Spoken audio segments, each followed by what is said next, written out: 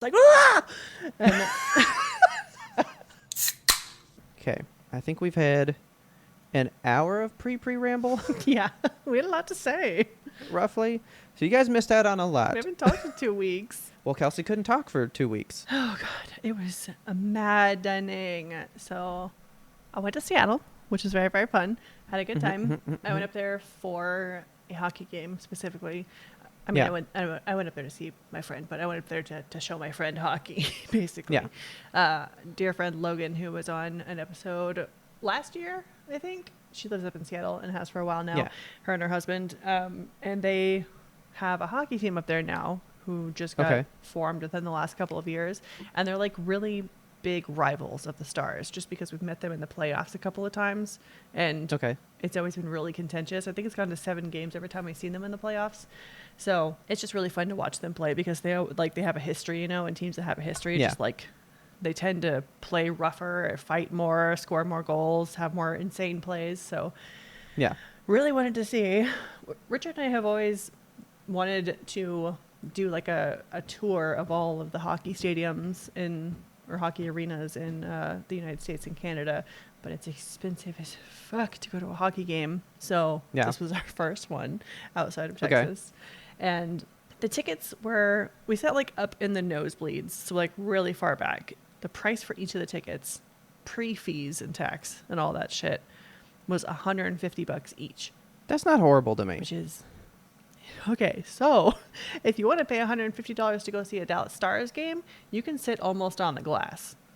Oh shit. Okay. Yeah, it's the price differentiation is extreme. So coming from the guy that has been to maybe 2 sporting events in his life, so I don't know these prices.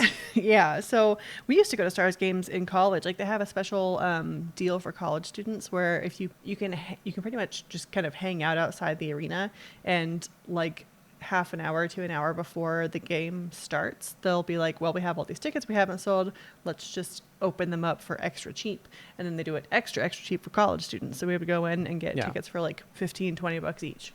So used to be crazy. Why are you peeking out your window like a real creep right now? It said that someone knocked on my door. Oh. And somebody did, but like I don't know who they are. So I was seeing if they were still there. Okay, weird. Oh, didn't they ring the doorbell? Creep on him. Who is it? I don't know, but I'm not picking that up. This is why millennials are smarter. We don't get serial killed at our doors. They're wearing badges. Like, I don't want what you're selling me right now. Cop badges or like lanyards? No, it's like little lanyards and stuff. Yeah. No, yeah, get a closer look at him. Peeping through his blinds like a real old lady. But like, they're on the camera, but they're not out the window. That's weird. Are they like freaking super close to your door? I mean, I guess. But I was like, well, one guy's standing further out. One person knocked. Yeah. So how come I can't see anybody when I look? There's ghosts. I don't understand. Spooky. Anyway, so. Right. So I was hockey. in Seattle going to hockey. All that. The hockey game was super, super fun. They have like this really wild thing that they do where they project like a video onto the ice for the opener. Oh, so the I love entire ice rink turns into like a big video screen, and they have these effects where like that's fucking fun. It's fucking cool. They make the ice look like it's alive and jumping and stuff, and it's just like really overwhelming and cool. So it was a really good time. I bought a crab quesadilla. You want to guess the price of that? Oh fuck. Easily 20 to 25. $30. Okay. $30 quesadilla. And it's like 2 inches. It was actually across. Fucking huge. It was the size of my face and bigger. Like it was very large. So it was a good size meal. The arena I've never even thought of crab quesadilla. That sounds delicious. It was fucking good. Oh, good. Okay. And like the arena itself is so cool and interesting. They have like big walls that are just full of plants. It's all green and shit, and like it looks like they care about, I don't know, the environment. It's called Climate Pledge Arena, which like hell yeah, that's cool. Okay. And all of the food there is really unique and interesting. Like they had Beyond Beef bulgogi bowls. And I'm like, What that's, the fuck? yeah, you know, you don't see that as stadium food. Like, we have chicken strips and fries. Like, that's, What to say? Corn dogs yeah. dipped in funnel Baja cakes. Blast. Yes. Like, that's basically what we've got.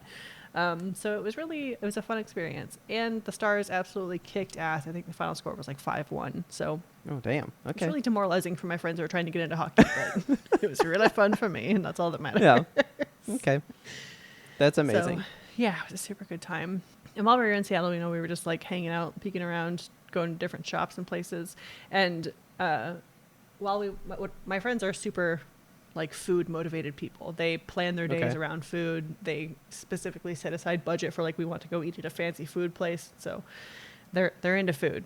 Okay. And one day they were like talking about lunch and stuff, and they were wondering what we should do. And I was like, here is a weird question that you guys might think I'm strange for. But like 10 years ago, when I first came to see you guys in Seattle, we went to this sandwich place, and they immediately were just like, I know what that is.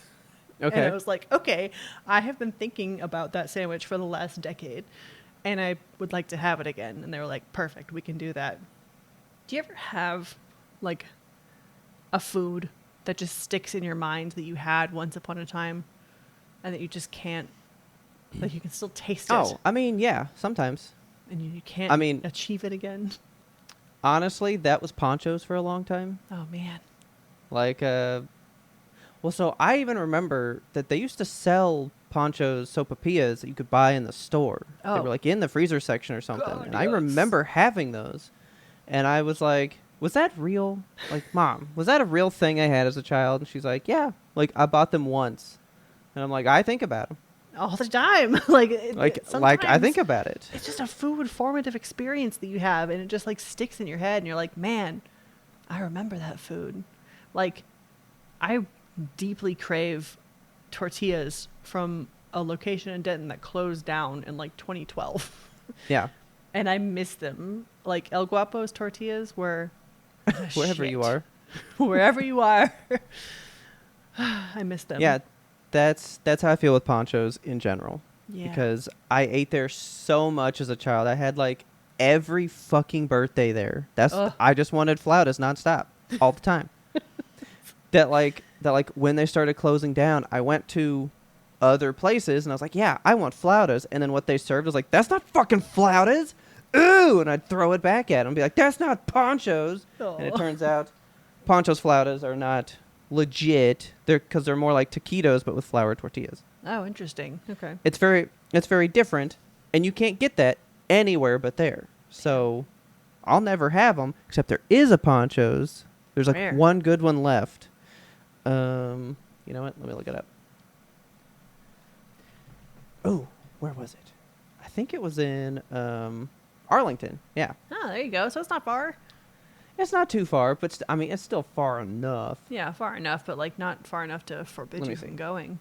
No, but I just don't do it often. So that was actually... So, I mean, it's like an hour and a half from here. Yeah, it's a day trip, you know? And I don't like eating that way. Like, that's not a way that I enjoy eating. I would do it, and this is a reason that I would do it. Yeah. But, like, that was one of the last places I went with my dad before he died. Like, it was when I went and got my TV. Oh, really? My big TV. We went somewhere else to a Best Buy to get it, and it turns out that they lied on their site, and they had it mislabeled, so they didn't have course. that TV. We went to Poncho's, had fucking good food, and then I was like, let's just go to Louisville, which was 10 minutes away in the first place. And then I got the TV. All right. Nice big But yeah. round trip, but you got ponchos out of it. I did get, and it was like good Ponchos, because I've had like other Ponchos locations. Mhm. They're all shitty, but that one, so good. I know we talked about it on the show when it happened, so that would have been like a year ago on the show. Yeah. But and I sent pictures because remember they had those weird like dragon sconces outside. Yeah. Oh, I remember that. Yeah. That was a good Ponchos. I haven't been there in about a year. I think I'm due for a Ponchos. I think you're due. It's time to go back. Let's do a YMBToAP trip. Ponchos. Oh my God. Yes. I would love that. So anyway, you got to relive this decade-old sandwich. Yeah, and I was worried. Okay. Like they were secretly worried for me, but they didn't say it until after I got it. They were like, "Does it live up to your expectations? Is Is it how you what you remembered remember? it? And I was just like, yes, it's the best sandwich I've ever eaten. Very It was good. so fucking good. It was like a pesto turkey fire roasted tomato situation. It was just like Okay. so good, and it was on a That sounds big nice. ass baguette bread, and it was delicious. Okay. Ugh. So yeah, we got that sandwich, and it just made me so happy, and now I can remember it again for the next decade until I go back to There you go. Seattle. But all that to say, okay, one more thing about Seattle, actually. So, not really about Seattle, Yeah. but about How you got sick. Oh yeah, I mean, I got sick because it's Seattle. Like, it was rainy and Oh, okay. cold the whole time, and I was dressed for Texas. Like, I was like, I'll be fine. Gotcha. Just a light sweater and a rain jacket, and I really should have probably bundled up better. But like, man, you walk everywhere in Seattle, which is fantastic. I love to walk everywhere, but when you walk, you sweat, and then your sweater is hot, so you take off your rain jacket, and then you get wet, and now you're just like damp and sweaty. I know, because you said I wore a sweater, and I was like, that just sounds wet because Yeah. it's just misty in Yeah. Seattle, right? Yeah, like Yeah. I had my rain jacket, but like I can't have a jacket on and be hot. I get so overwhelmed Yeah. when I'm hot and have too much clothing on. So yeah, I just got the crud. Yeah. And I'm pretty sure it was just like the common cold because I took a COVID test and a flu A/B test, and it was neither of those. A what? So flu A/B, like flu A or flu B. They Oh, have like okay. a triple threat test that you can get now where it tests for Well, shit. it's weird because it says CABS, and Okay. the second I took it, the C lit up and I was like, fuck, it's COVID. And the C is for control. The S is for SARS because COVID is SARS, which I did not realize. okay. Oh, I did know that. Yeah. I feel Okay. like that was somewhere deep in my brain, but we just call it COVID. I was like, Yeah. obviously the C is going to be COVID. But yeah, it was nothing. It was Okay. everything, but it was nothing. I was fucking miserable. It was one of those sicknesses where I was just in bed in like a fever dream. Just dying. Yeah, just awake and asleep and awake and asleep. Yeah. And like for 2.5 days, I didn't know what day or time it was. And I couldn't speak. I remember the last time I was that sick. It's horrible. And it was the flu. It was the flu. I really felt like I had the flu. And Richard Why said is that, the flu so mean? I don't know, man. Richard said that my test after like 24 hours, the flu B line was on there really faint. But like, you're not supposed to trust those after 15 minutes. So I don't know if it actually Oh, okay. was flu B or if it was just crud. I don't know. But Yeah. yeah, I ended up like well, super I mean, fucking the C sick. did come up fast, so you got C for crud. You know? Yeah, I got crud. Fuck the crud. Not the crud. Damn it. Yeah, but I'm like, But anyway, I'm mostly well, as I say, trying to fucking clear my throat. well, you're saying one more thing about Seattle, though. Yes, my flight. So Oh, shit. Okay. the flights were not terrible. Like, I have been so afraid of flying since the new administration because all the I would be. planes are falling out of the air. So I was going to say, before I walked in here, a helicopter fell in the Hudson River today, so. Jesus. I'm really freaked out about my flight on Saturday, but No, that's okay, because it's international. Those are safe. those are fine. Like, they just disappear sometimes. Yeah, that's different. Like, It's different. I'll disappear. It's fine. that's not crashing. You're just going to wind up in some fantasy realm somewhere, I'll you go to know? the Bermuda Triangle. It's going to be okay. Start a new society. Yeah, make funnel cakes. I don't know what they do there. The flight back home, I was so tired because they're morning people, so we were up at like 6 a.m. to go walking about and doing things, Yeah. which is fine on Gross. vacation. I love to walk about and do things, but I know, man, 6 a.m. I was tired. Yeah, I was very sleepy by the end of it. So when we got on the plane, I have such a hard time sleeping in any kind of moving vehicle. But like I sat down on this plane and I was just like before we even taxied, I was just out like a fucking light. So Okay. I woke up and we were in the air and there was turbulence. And the captain was like, "This is expected turbulence. Nobody worry." So we were not worrying. I don't care. I'm still going to worry. Landing. Yeah, I'm still going to worry. I always worry for turbulence. But the landing. So we were coming into DFW, and I've landed enough times in DFW to kind of know what the landing procedure is like. Like, I know what the Yeah. scenery looks like as you come down and how close you are to that highway. You basically like click your wheels Yeah. across the highway cars before you touch down in DFW. And I was like, we are pretty far above this highway. We should be lower. And Okay. the plane sure did get lower. It was just, and it like Ooh. came down. And then the plane hit the ground so hard that everybody on the plane either gasped, screamed, Don't or know. went, Fuck no. Oh, gross. yeah, it was awful. Like we That's bounced. giving me an involuntary response right now. It was so bad. The plane literally was just like doof, and the whole plane was just like ah! And I was like gripping Richard, and I was like, "What the fuck, we're gonna die!" Because the landing is the worst part. Like, Oh yeah. if I die during takeoff, fine. If I die in the middle of a flight, okay, sure. But if I die landing when I'm finally home after this long day of travel and flying, I'm pissed. I'm not going to heaven happy. By the way, that soundbite of your scream for the landing is going to be used somewhere for YMBToAP forever now. I love that. That was great. It was terrible. And I wished it had been one of those scenarios where like everyone claps and the plane lands, you know? I feel like that would have been a much happier day. But Yeah. yeah, I was like, what the fuck? And Richard was like, yeah, remember they said that this is a rookie pilot. And I was like, what? Yeah, apparently. Oh, yeah, you were asleep. Sleeping. And the guy came on. He's like, this is my first flight. And I was like, I missed that part. Hi, guys. I just got out of high school yesterday. I just got my license, and this is my first one. So we're going to do a barrel roll. It's going to be a great flight. God. But I lived. I made it. And Don't now forget to ask me for some trading cards on your way out.